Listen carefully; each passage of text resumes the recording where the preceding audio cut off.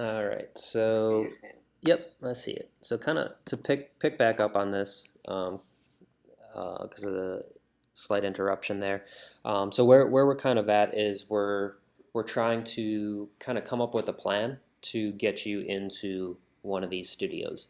So what we're doing for that is we're having you come up with what that portfolio should look like. So by looking at Hugo's portfolio here, you're going to come up with 5 examples of assets you could model that mimic the quality and style of this. Um, in Mm-hmm. order to do that, you need some sort of pipeline to adhere to. So what we did is kind of block out what your initial pipeline is.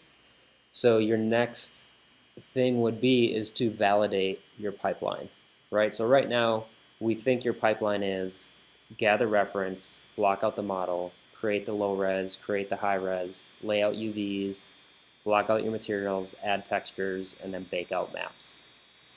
Um, that's a pretty loose breakdown of what a pipeline would be. Each one of these would have a subset of things. So when you gather reference, what do you look for to gather good reference, right? So that would be something, and we don't have to do it right now, but that would be something that you need to think about and you need to validate. So what you'd want to do is try to find examples of maybe what Hugo's used to gather reference, or come up with everything you've talked about in classes to date about gathering good reference, and you'd make a list for yourself.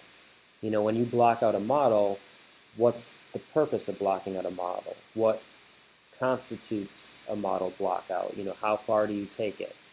So is that used as a level of detail inside the game? Is that used as a collision mesh inside the games? There's certain things that you could think about. When you're blocking it out, are you already thinking about um, organizing it so it can be used as a repeatable asset inside the games, right? So Mm-hmm. each one of these things you're going to want to think about more, and you're going to want to validate it with somebody's pipeline in the industry, right? So hopefully it's Ubisoft's because that's where you're trying to go. But if you can't find enough notes on Ubisoft's pipeline, I would look for pipelines of their competitors, so that you can find examples there. This is going to help you out in several ways. One, I think it's going to solidify your understanding of what you actually do as a career. So by researching how this is used in the industry, researching how you've used this in classes so far, and really kind of burrowing down into your own pipeline, you're going to get a deeper understanding of it, and you're going to be able to talk about it better. So even if we get your artistic assets to a point where a company will look at hiring you, you still have to make it through the interview process. And if you can talk about your modeling pipeline in context to how they do a modeling pipeline at that company, that's going to look really good in an interview, right? So as you're interviewing and they ask you why'd you model something a certain way, if you can say, hey, I was doing research and I saw that you guys did this in the Assassin's Creed Black Flag game, so I kind of implemented that into my personal production pipeline at this time, right? And if you can, talk about things like that, it looks really good inside of an interview. So you're researching this for 2 ways. One, so you understand what you're actually doing better and you're putting it into words and you're doing research to validate that you should be doing it that way. And two, you'll be able to talk more intelligently when you go into an interview about why you're doing this stuff, right? If you go into an interview and they ask you, why'd you texture something this way, and you say because that's the way I learned it in school, um, that's kind of an unintelligent answer, and it can hurt you from getting a job because they don't want someone that's only doing it because they were told to do it that way. They want someone that understands why they were taught to do it that way, and then they continue to implement it because they agree with those things. I can teach you one way to model, and you can, through that, figure out a different way to model, and that's fine as long as you can talk about why you chose to veer from what I taught you, or to break off from what I taught you. So my thing is more, I don't care how you model or how you texture necessarily, as long as you can talk intelligently about why you made those choices. And most companies will feel the same way. Um, I have a friend who works at Naughty Dog as a lighter, and when he was first going for the job interview, he thought he blew it because he basically disagreed with a good portion of what they were doing for lighting at that time or what they were talking about in the interview. And they ended up bringing in that guy's boss to come back and talk to him again about it. And they ended up hiring him, and it was because he had very specific reasons, and they made sense why he didn't agree with what they were currently talking about in that lighting pipeline, right? So it doesn't matter if you always agree with someone as long as you can talk intelligently about it and understand their viewpoint and help to make them understand your viewpoint, right? And you're going to be a more productive artist if you can do that kind of stuff. Mm-hmm. So our final goal for this would be coming up or trying to convince you with using a calendar. So I'd like to have you just kind of open up your calendar, and I notice you don't even, it's not on your dock right now. You can use iCal, or you could use a Google Calendar. I'd find something that syncs with your phone. And let's just jump into July. You click on July. So a couple things that you would want to do on your calendar. Like let's just pick, where's the 20th? Yeah, just go to the 20. Oh, this is 2015. Let's get into 2017 first. I'm like, it's the 20th today. Why is it saying Monday? Okay. There we go. So yeah, go to July 20th and double click on that. Okay, up top, see where it says day? Click on day, and we'll bring it to that view. All right, so what we can... I'm not familiar with calendar. Yeah, and hopefully, we'll get you to that, but... So, did you have a class today? I'm only having an online class. That's right. Okay, but so let's block this out like it would be a normal day, though, that you'd have a standard class. Okay, so let's just put MCR lecture down as your new event.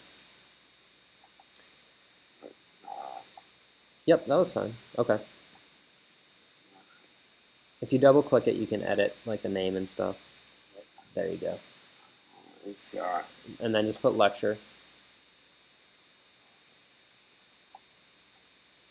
Lecture. Yep. And you could add a location. For now, let's just do MCR right now has a lecture from 1 o'clock to 3 o'clock. So just put 1 p.m. to 3 p.m.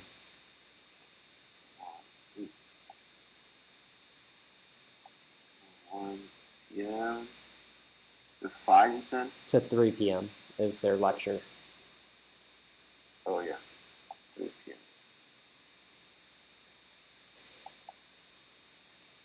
Okay. All right. And then they have lab from 3 p.m. to 7 p.m. CR. Lab. Yep. 3 p.m. To 7. 7. Okay. So if this was your like standard schedule for the month, right, you'd repeat this on the days, and we basically have 6 hours blocked in, right? Yeah. Let's show me your notes again, kind of the stuff that we've been blocking in. All right, so if we look at your schedule up top, this, we have homework, we have gym, we have video games, soccer, and now we have this new thing that we want to add to it as well, which is working on your portfolio.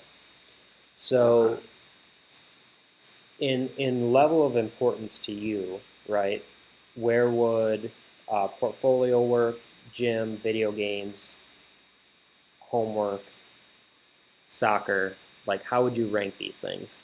So let's do this. Underneath that little calendar that you have broke down, Monday through Sunday, hit return twice, and let's put these things down. So put down portfolio work. Portfolio work. Yep. And then put down homework. Homework. Yep. And then gym, video games, and then soccer. Because if this is the stuff that you put down before, it's obviously what's most important to you. And we're just adding in the portfolio work now. So go ahead and number those in ranking of importance to you.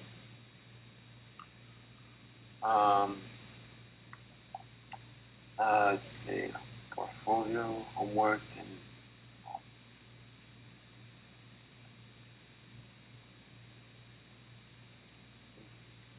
4, 5.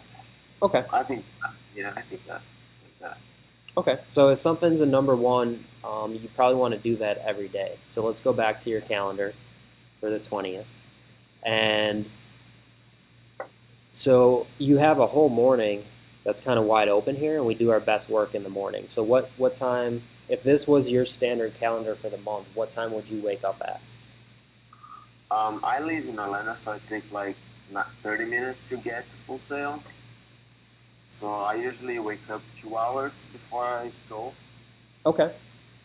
So are you more of a night person or are you more of a morning person? I'm more a night person. Okay. So maybe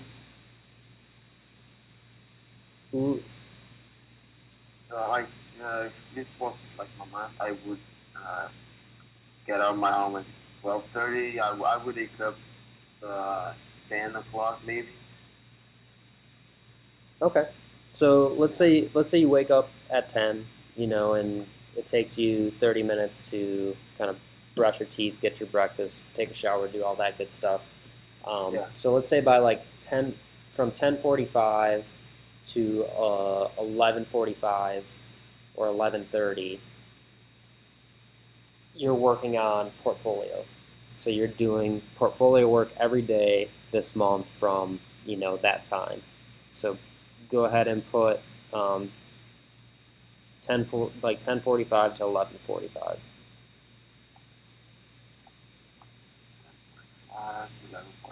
Yep. And then put portfolio work as the event.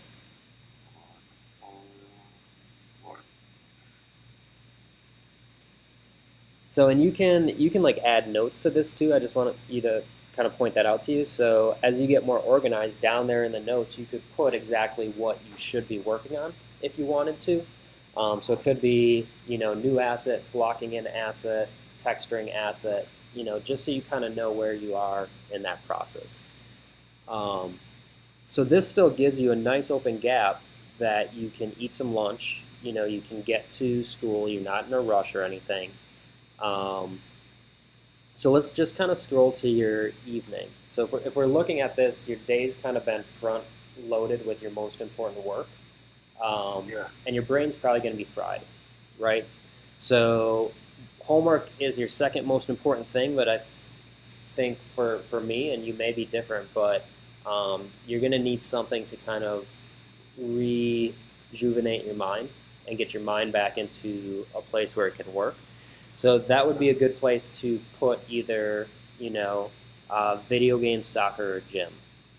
So one of those three. I can relax a bit before starting again to work. Yeah, so you're going to have some homework to do. So, maybe it's hitting the gym for an hour, or maybe it's playing video games for an hour, or watching a soccer match. But that would be a good place to kind of put that in there. So if this is getting done at 7 o'clock, I would leave an hour in between for getting food and just kind of getting home. And, so at 8 o'clock, right, then I would put in whether it's video games, soccer, or gym, I would schedule that. Yeah. Okay. I do actually usually play video games a little before after work on the homework, Mm-hmm. and some days actually before. So I think video games is a good one. Okay. All right. And then right after video games, so from 2200 to or 2100 to 2200, go ahead and put in homework.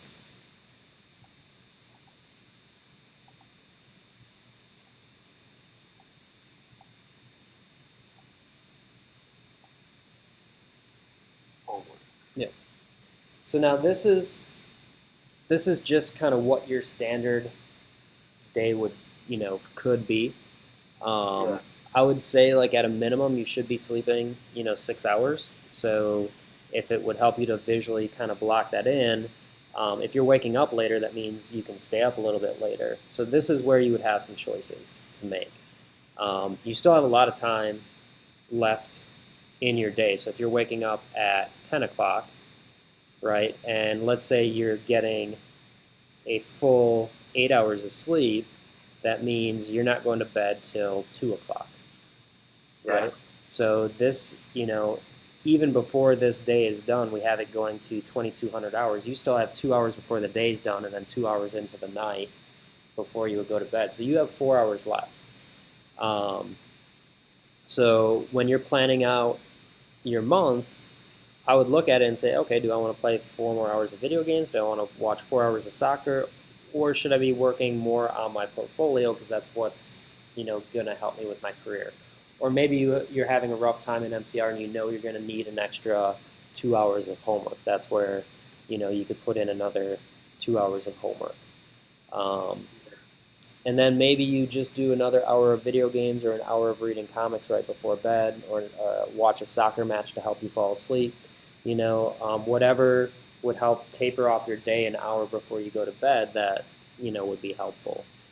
But I usually watch like a series before I go to bed. okay, It helps me sleep. okay.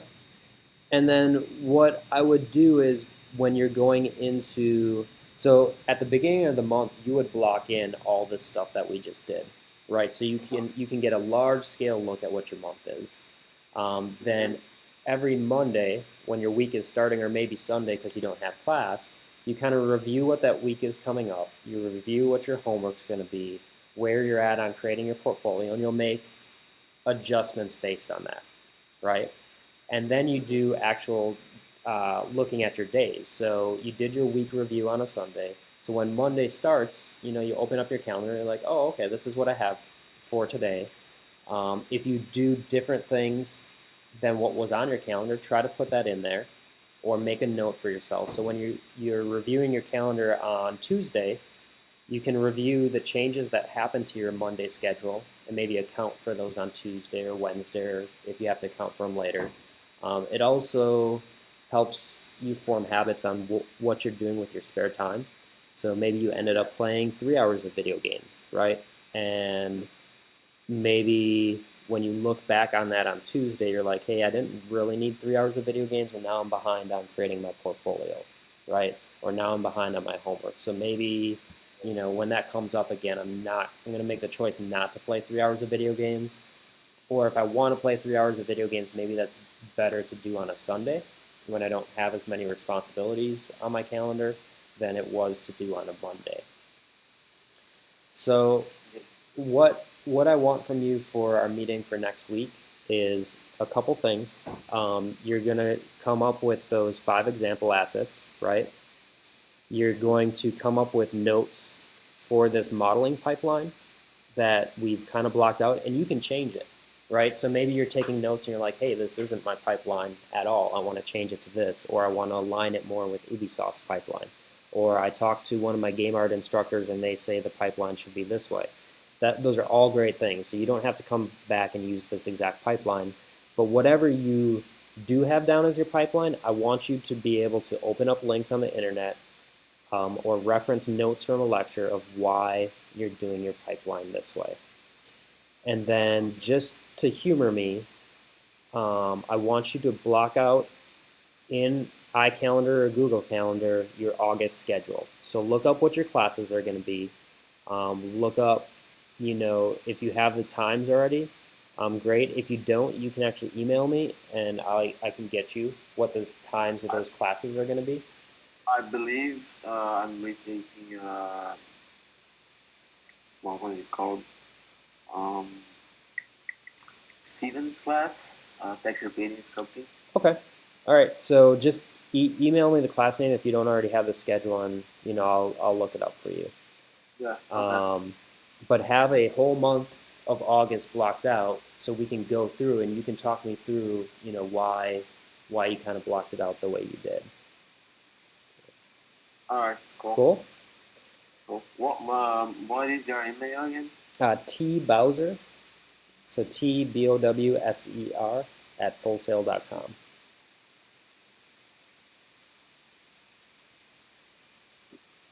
Perfect. Like this? Yep. Okay. Cool. Yeah, and then if you need any help during the week or you get kind of stuck or you're not sure if you're doing something right, you can always email me or kind of hit me up on Facebook and we can talk about it more. So All right. Awesome. cool. Cool. All right, man. Well, I'll unleash you into this work, and Alright. it's a lot of thinking. So make sure you're taking good notes. Make sure you're saving the links out for the pipeline stuff that you're doing. And even if you don't end up using a calendar in the future, let's just for this week really go gung ho on trying to adapt to a calendar, and let's see if we can make it work for you. Okay. Awesome. Cool. All right. I'll see you next week. See you next week. All right. 10 a.m. also?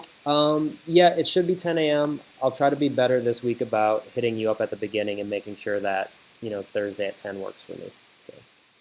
All right. Cool. All right. Cool. All right. Take care. You too. Bye.